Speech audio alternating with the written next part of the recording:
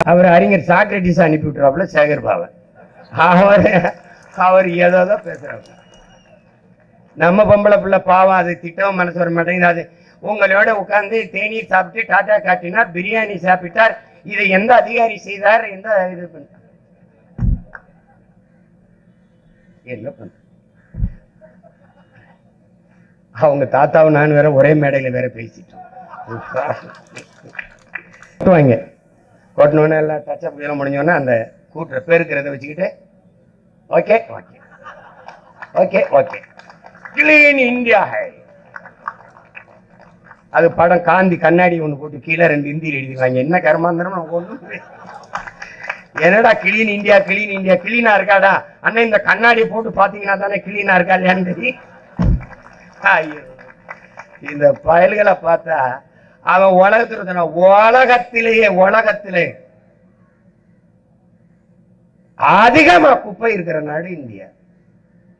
இந்தியாவின் நிலப்பரப்பு எவ்வளவு பெருசு, அந்த அளவிற்கு கடலுக்குள்ள குப்பை கிடக்கு.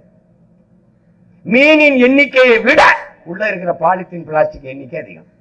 செத்து கரை ஒழுங்குற ஒரு மீனை அறுத்தா வகுத்துக்குள்ள 40-42 கிலோ பிளாஸ்டிக் பாலித்தீன் இருக்கு.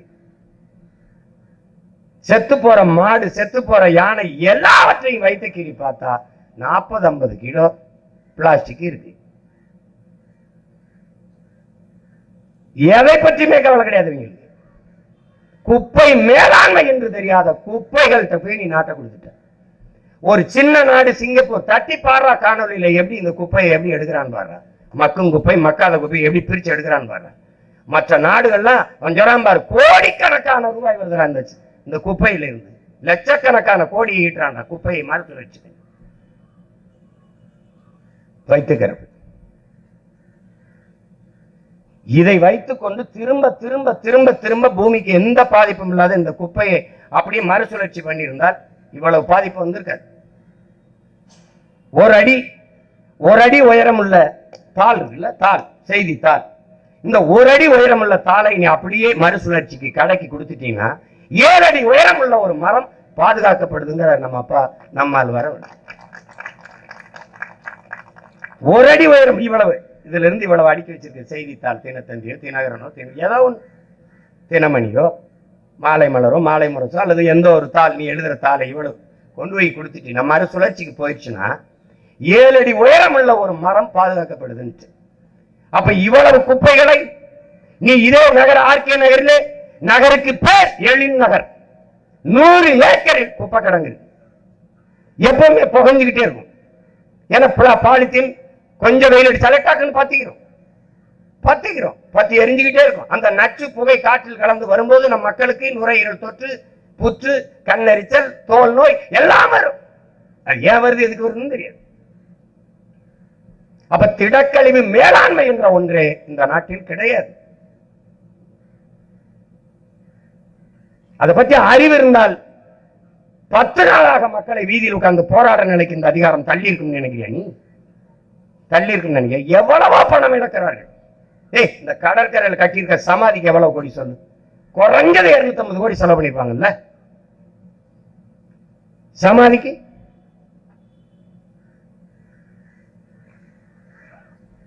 இங்க இருக்கிற மருத்துவமனையிலே மருத்துவர்கள் இல்ல, தரம் இல்ல, ஒண்ணு இல்லை. அங்க கூர்நோக்கு தொலைநோக்குன்னு மீனம்பாக்கத்துக்கிட்ட ஒரு 200-300 கோடியை போட்டு ஒரு மருத்துவமனை. இங்க இருக்கிற அண்ணா நூலகத்திலே ஒரு வயல் உட்கார்ந்து படிக்கிறது இல்லை. நூலகம் எப்படி இருக்கலாம் சொல்லுங்க? நூலகம் எப்படி இருக்கலாம்? என்ன இந்த கன்னிமரா நூலகம் கட்டினது 250 கோடி இல்லாடா கட்டி வச்சிருந்தா? படிக்கிறதுக்கு பல கண்ணாடி இருந்தா தான் உள்ள உட்காந்து படிப்பியாப்பா? பிள்ளைய உட்காந்து படிக்கிற பள்ளிக்கூடம் ஒண்ணும் இல்ல. மேற்கூரை இல்லாம 300 பிள்ளைகள் மரத்துல எல்லாம் படிச்சுக்கிட்டு இருக்கு. நூலகம் கட்டு, ஒரு 3 கோடி 4 கோடி 5 கோடியில கட்டு. 200 கோடி. இப்ப இந்த 1000 ரூபாய் மகளிர் உரிமை தொகை, அது கலைஞரின் உரிமை தொகை. அவருக்கு என்னதுல உரிமை இருக்குது? என்ன உரிமை இருக்குது? ஒரு 50,000 ஏக்கர் நிலம் வச்சிருந்தா அப்படியே வித்து விட்டு அந்த ரூபாயை வந்து வங்கியில போட்டு கொஞ்சம் கொஞ்சமா மக்களுக்கு கலைஞர் காப்பீட்டு திட்டம், அம்மா காப்பீட்டு வீடு, அம்மா காப்பீட்டு திட்டம்,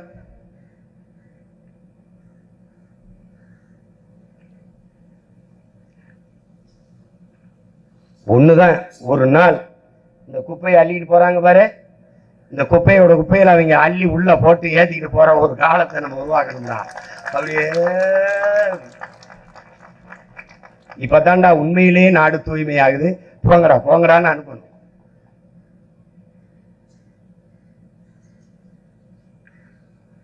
அந்த உரிமை தொகைக்கு எவ்வளவு வருது? 1000 கோடிக்கு மேல. புதுமை பெண் திட்டத்துக்கு 500 கோடிக்கு மேல, 910 கோடியே நம்ம வருது. பிறகு மாணவர்களுக்கு கொடுக்கறதுல தமிழ் மகனுக்கு 480 கோடியே 90 கோடியே வருது. இதுல எல்லாம் மொத்தமா பார்த்தா ஒரு ஆண்டுக்கு 24 கோடி வருது. 24,000 கோடி வருது. 24,000 கோடினா 12,000 கோடி ஒரு ஆண்டுக்கு வருது. அப்ப 2 ஆண்டுக்கு, இந்த 2 ஆண்டுகள்ல 24,000 கோடியை இந்த அரசு இழக்குது. யாரு கேட்டா? எனக்கு படிக்க போகும்போது காசு 1000 ரூபாய் கொடுங்கன்னு எந்த தங்கை கேட்ட? அந்த தங்கைக்கு 3 ஆண்டு கொடுப்பேன், 1000 மாசம். படித்து நிறுத்தி விட்டால் 1000 ரூபாய் கொடுப்பியா? கொடுக்க மாட்டேன். படித்து நிறுத்தினால் வேலை கொடுப்பியா? அதுதான் முக்கியம். அப்ப படிக்க போகும்போது 1000 ரூபாய் கொடுக்குற, படித்து நின்னா வேலை கொடுக்க மாட்டேன். அங்க நிரந்தர வறுமை வருது. இப்ப இதுல இழக்கிற 24,000 கோடி, 2 ஆண்டுக்கு 24,000-25,000 கோடி இழக்கிறியே. இந்த பணத்தை எப்படி ஈட்டுற? ஏற்கனவே 10 லட்சம் கோடி கடனை தொற்றுச்சு இந்த நாடு. முன்னாள் நிதியமைச்சர் ஐயா பிடிஆர் பழனிவேல் தியாகராஜன் சொல்றாரு, போக்குவரத்து துறைக்கும் மின்துறைக்கும் 1 லட்சம் கோடி கடன் இழப்பீடு இருக்குன்னு. ஒரு நாளைக்கு 87 கோடியே அதை வட்டி கட்டணும்னு சொல்றாரு.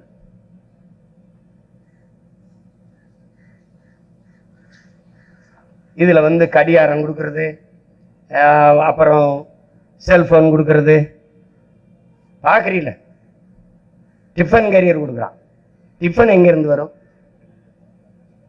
மடிக்கணின்னு கொடுக்கறது, மிக்சி கொடுக்கறது, கிரைண்டர் கொடுக்கறது, அதெல்லாம் எதை போட்டு ஆட்டுறது? உங்க தலையை போட்டு ஆட்டுறது, எதை போட்டு ஆட்டுறது? என்ன சர்றா மிக்சி கிரைண்டர் கொடுக்குறியா? நாயே அதை ஈக்கிறதுக்கு கரண்ட் கொடுக்குறியாடானா அது இல்லை. கரண்ட் கட்டணம் ஏறிடுச்சு, மின் கட்டணம் ஏறிடுச்சு. ஒரு ஏமாற்று. மக்களின் ஆட்சி என்பது மக்களின் நலன் கருதி, மக்கள் ஒரு பிரச்சனைனா உடனே போய் தீர்க்கணும். இது பிரச்சனைன்னு தெரியாதா? மக்களின் பிரச்சனைன்னு தெரியாதா? வீடு தேடி அரசுன்றது. வீடு தேடி அரசு, ரோடு தேடி மக்கள். ஏன் போராடுது? இவர் வீட்டுக்கு போயிறாரு, நம்ம ரோட்டுக்கு வந்துடுறோம். உங்களுடன் ஸ்டாலின் எங்களுடன் நிக்க மாட்டார். 10 நாளா போராடிட்டு இருக்காங்க, நிக்க மாட்டாப்ல. அவர் அறிஞர் சாக்ரட்டிஸ் அனுப்பி விட்டுறாப்ல சேகர் பாபா. அவர் ஏதோ பேசுறாங்க. நம்ம பொம்பளை பிள்ளை பாவம், அது திட்டம் மனசு வர மாட்டேங்குது. அது உங்களோட உட்கார்ந்து தேநீர் சாப்பிட்டு டாட்டா காட்டினார், பிரியாணி சாப்பிட்டார். இதை எந்த அதிகாரி செய்தார்? எந்த இது பண்ண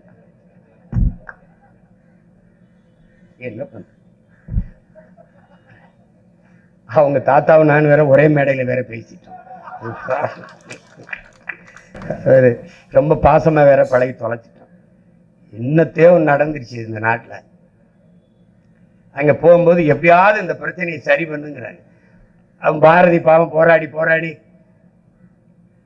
அந்த உழைக்கும் மக்களுக்கு கூட நின்று ஒரு உழைக்கும் மக்கள் உரிமை இயக்கம்னு ஒன்று வச்சு போராடிட்டு இருக்காங்க. நமக்குன்னு நிக்கிறதுக்கு தலைமை இல்லாம போயிடுச்சு. தங்கச்சி சாலினி சொன்ன மாதிரி தம்பி ஆம்ஸ்ட்ராங்லாம் இருந்திருந்தா அந்த இடத்துல ஸ்ட்ராங்கா நின்றுப்பான். இப்ப நம்ம இத்தனை அன்னைக்கு தம்பி எல்லாம் நின்று இருந்தா இப்படி கவனிக்காம இருக்க முடியாது. ஆம்ஸ்ட்ராங் கொலை இவங்களுக்கு தெரியாம நடந்துருச்சாடே? யாராவது சொல்லுடா, இவங்களுக்கு தெரியாம நடந்துருச்சுன்னு சொல்றியா? ஆதி குடிகளில் தலைநகருக்குள் அந்த மக்களுக்கு என்று வலிமையான தலைமைகள் உருவாக கூடாதுங்கிறது அவங்களுடைய நோக்கம். இங்க எங்க நம்ம இது இருக்குது? சேப்பாக்கம் முழுமைக்கும் இருந்தது நம்ம தான். இப்ப இருக்கமா?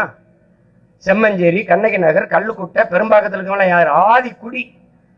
இந்த நிலத்திலே, சென்னையிலே, தமிழகத்தின் தலைநகரில் ஆதி தமிழ் குடிகள் இருக்கக்கூடாது என்பது 2 வரும் திராவிட கட்சிகளின் திட்டம்.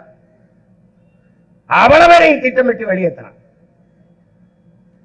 அன்னைக்கு நம்ம அதிகாரமற்ற நிலையில் நம்ம மட்டும்தான் நின்று மக்களோட போராடணும். முடியல. தூக்கி வாழ்விடத்திலிருந்து வேற இடத்துல தூக்கி வீசி விட்டான். ஒண்ணும் பண்ண முடியல. நான் திரும்ப கேட்டேன், இந்த இடத்தை, என் மக்களுடைய வாழ்விடத்தை பறிக்கிறியே, இந்த இடத்தை யாருக்கு கொடுப்பீங்கன்னு கேட்டேன். பதிலே கிடையாது. அது உங்களுக்கு பேச்சு இல்லை, அங்க இருக்கு வீடு, போக சொல்லுங்கன்ட்டான்.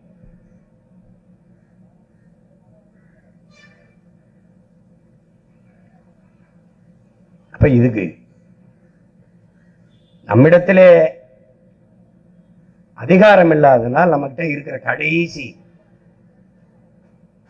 வாய்ப்பு என்பது போராடி இழந்துவிட்ட உரிமைகளை பிச்சை கேட்டு பெற முடியாது, போராடித்தான் பெற்றாக வேண்டும் என்று அறிவாசன் அல்ல அம்பேத்கர் நமக்கு கற்பித்ததற்கு ஏற்ப நாம் போராடித்தான் இந்த உரிமையை பெற்றாக வேண்டும். இப்ப தனியார் மயப்படுத்திட்டாங்க, படுத்தணும்னு என்ன ஆகும்? அவன் சொல்றதான் சம்பளம். இப்ப 23,000 16,000 குறைக்கிறான். முதல்ல இஷ்டம் இருந்தா வேலை செய்யல, வெளியில போன்னு சொல்லுவான். அடுத்தது நம்ம வழியே இல்லைன்னு வேலை செய்யணும். அவன் உடல்நிலை சரியில்லை, ஒரு பிரசவம், ஒரு முடியல, குடும்பத்துல யாருக்குனாலும் விடுமுறை தர மாட்டான். விடுமுறை எடுத்தால் அந்த சம்பளத்துல குறைப்பான், பிடிப்பான், சம்பளத்துல பிடிப்பான். அப்ப வழி இல்லாம என்ன பண்ணுவான்? மீறி நம்ம இப்படி போராட வரும்போது மொத்த பேரையும் பணி நீக்கம் செய்வான். அதுக்கு வேறு ஆட்களை பணி நியமனம் செய்வான். அதுக்குதான் ஒப்பந்த கூலியாவே வைத்துக் கொள்றான். பணி நிரந்தரம் செய்து விட்டால் அவனை வெளியேற்ற முடியாது. அப்ப ஒப்பந்த கூலியா எல்லாருமே ஒப்பந்த கூலிதான். துப்புரவு பணியாளர்கள் மட்டுமல்ல, போக்குவரத்து தொழிலாளர் இருந்து ஆசிரியர்கள் இருந்து எல்லாருமே ஒப்பந்த கூலிகளாக தான் வைத்திருக்கிறார். நீ கேள்வி கேட்டா அவனை தூக்கிடுவான், இஷ்டம் இருந்தா அதுல போப்பா.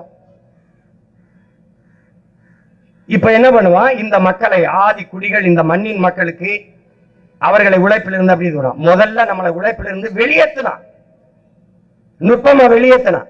அந்த உழைப்பின் தேவை அப்படி இருந்துச்சு. வட இந்தியனை கொண்டாந்து நிறைச்சான். இந்திய திணிச்சனை எதிர்த்த இந்திக்காரனை திணிக்கிறேன்னு திணிச்சான். இப்ப 1.5 கோடி பேர் இருக்கான். இப்ப 6,50,000 பேருக்கு ஓட்டு உரிமைன்னு சொல்றான். அப்ப கிட்டத்தட்ட 2 தொகுதி அவன் கைக்கு போகுது. நல்லா கவனிச்சுக்கணும். கொஞ்சம் கொஞ்சமா இந்த நிலத்தின் அதிகாரத்தையும் அரசியலையும் கைப்பற்றுவான். இப்ப என்ன பண்ணுவான்?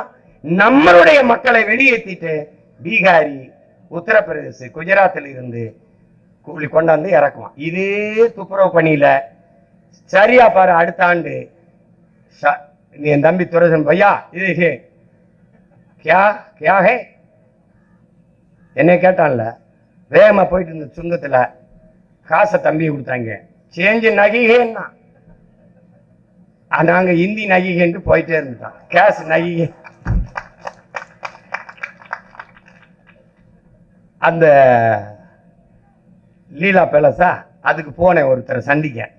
முதல்ல போனேன், நம்ம அண்ணா அண்ணா அண்ணா வணக்கம்ண்ணா, வண்டி இப்படி இப்படி விட்டுருங்கண்ணா, இங்கே விட்டுருங்கண்ணா. 2 மாசம் விட்டு போனேன். காடி கராகேன்னா யாரா நீ போன மாசம் நின்று நீ ஆளுங்கடாண்ணா கேகே அப்படின்னா சரிதான். புரியுதா? இதே நிலை நீ நடக்கும். இப்ப நம்ம வெண்ணிலா பாட்டு போட்டாங்கல்ல, குப்பை அல்றதுன்னு, இந்த பாட்டு கொஞ்சம் 6 மாசம் கழிச்சு ஹிந்தியில சேர்மேன்னு பாடும். நீ சிக்கிக்கிட்ட நீ என்ன சொல்றான்னு தெரியாது, எது குப்பைல கூப்பிட்டானா இல்லை என்னன்னு தெரியாம நீ பாட்டு கிடக்க வேண்டியது.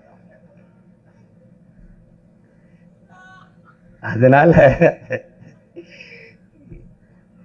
கவலையோடும் கண்ணீரோடும் இருக்கிற நம்ம தங்கைகளுக்கும் தாய்களுக்கும் நம்மகிட்ட என்ன பதில் இருக்கு? ஒன்றும் இல்லை, ஒரே ஒரு முடிவு தான். அதிகாரம் மிக வலிமையானது. ஆனால் அம்பேத்கர் நமக்கு கற்பித்தது, அந்த அதிகாரத்தை அடைந்து விட்டால் அனைத்தும் எளிமையானது. நமக்கான களமும் காலமும் உருவாகி வருகிறது.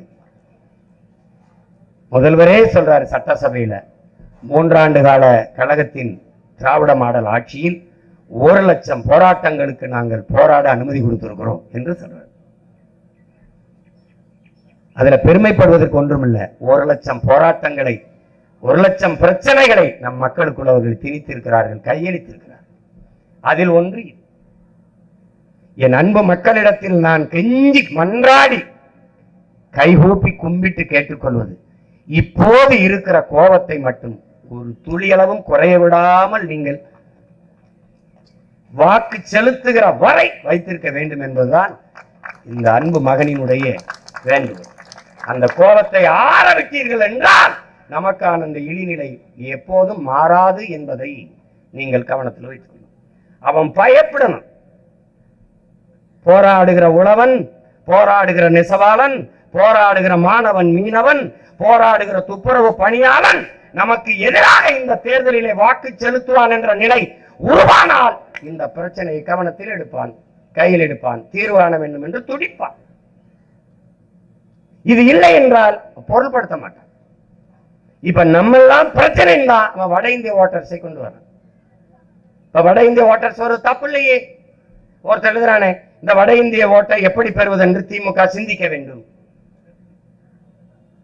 நான் ஈரோடு கிழக்கில் வேலை செஞ்சுக்கிட்டு இருக்கும்போது அங்க இருக்கிற தொழிற்சாலைகளை வேலை செய்யற வட இந்தியர்கள் அந்தந்த கட்சி ஒன்றிய செயலாளர், நகர செயலாளர், அந்த மாவட்ட செயலாளர் பார்த்து எங்க கிட்ட ஒரு 500 ஓட்டு இருக்கு, நீங்க எவ்வளவு கொடுப்பீங்க, நாங்க உங்களுக்கு போடுறோம் என்று அவன் நம்ம கிட்ட 500 ஓட்டு இருக்கு, எவ்வளவு காசு கொடுக்குறீங்க, உங்களுக்கு போடுறோம்னு வந்து பேரம் பேசுறான். என்கிட்ட பேசுறாப்ல. யார் பேசுறா?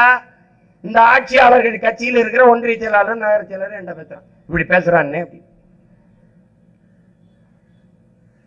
எழுதி வச்சுக்க.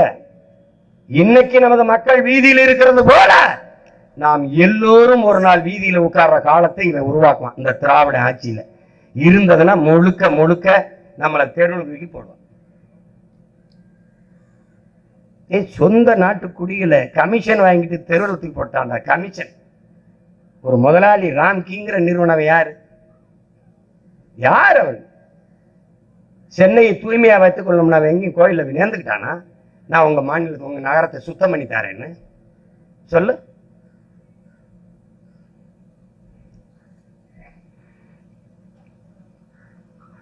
எனவே நம்மளால் முடிந்தது பசியோடு உறக்கத்தை தொலைத்து வீதியிலே இருக்கிற நம் மக்களுக்கு உணர்வோடு அவர்களுக்கு அருகிலே அமர்ந்து அவர்களுக்கு உறுதுணையாக நிற்பதை மட்டும்தான் இப்போது செய்ய முடியும். அதை நாம் செய்து கொண்டிருக்கிறோம். நியாயமான கோரிக்கையை வைத்து தனியார் மயமாக்குவதை நிறுத்த வேண்டும். எல்லாவற்றையும் தனியார் மயமாக்குவது என்பதை ஏற்க முடியாது. பன்னெடுங்காலமாக ஏறக்குறைய 1/4 நூற்றாண்டுக்கு மேலாக பணி செய்து வந்த நம் தூய்மை பணியாளர்களை தனியாருக்கு தாரை வார்த்து கொடுத்து அவர்களை ஒப்பந்த குடிகளாக்கி வெளியேற்றி விடுவார். தனியாருக்கு கொடுத்த ஒப்பந்தத்தை ரத்து செய்ய முடியாதா? இதில் கொள்கை முடிவு என்று அரசு சொல்வது எவ்வளவு பெரிய ஏமாற்று! கொள்கை முடிவா, கொள்ளை முடிவா? இது எப்படி? இது மக்களை குடிக்க வைப்பதில் டாஸ்மார்க்கில் அரசு கொள்கை முடிவு எடுக்குது. கடையும் மூட முடியாது என்று. மக்களின் வாழ்க்கையை பறிக்கிற, வாழ்வாதாரத்தை பறிக்கிற, பாதிக்கிற ஒன்றை அரசு கொள்கை முடிவுன்னு சொல்லுது. எப்படி?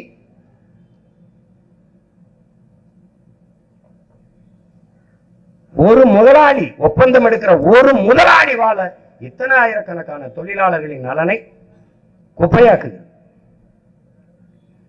இதை ஏற்க முடியாது. தொடர்ந்து நாங்கள் எதிர்த்து போராடுவோம். என் மக்கள் களத்தை விட்டு வெளியேறினாலும் இந்த கோரிக்கையை வைத்து நாங்கள் நாம் தமிழர் பிள்ளைகள் தொடர்ந்து களத்திலே நிற்போம்.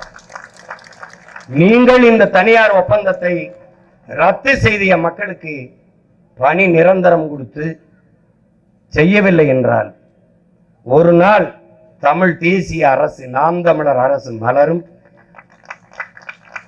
2026 படைப்போம் புதிய அரசியல் வரலாறு என்ற முழக்கத்தை முன்வைத்து களத்திலே நிற்கிற பிள்ளைகள் உறுதியாக நாங்கள் வென்று முடிப்போம். அன்றைய மக்களின் துயர் துடைப்போம், கண்ணீர் துடைப்போம். இந்த உறுதியை பசியோடு போராடி கொண்டிருக்கிற எனது அன்பு சொந்தங்களுக்கு இந்த மகன் கொடுக்கிறேன்.